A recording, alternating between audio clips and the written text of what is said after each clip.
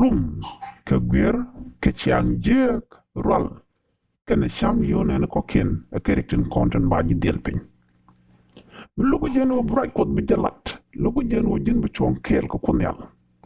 chiang na da jek kwal kwak ji lo kot cham yutun konten kwa na da lokaka alo ji lo kot chari lo aidu ke jedu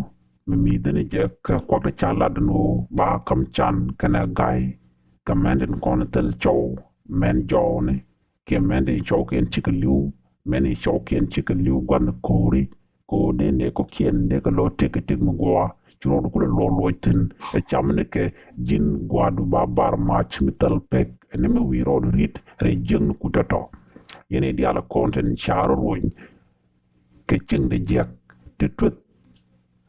ke go gweni ke jowal te gor ko ne yo ko na ta cha gor kante ka gwadu na bar ma mital pek yenga ja kala da jere jin kun o tega me e tegmu ci ko dalar chuje le de jek en tegdo ko jin wi chiam je wi nyodu moname chingro nyal du gwadu ba bar ma ci mital pek namo de yelo ka je ci ko do ndakaro dun ko no dun ko rodun o biane ko ken biya ko nok ba ko laro jin no ko kot jena me de yera lingo ka jen gwasma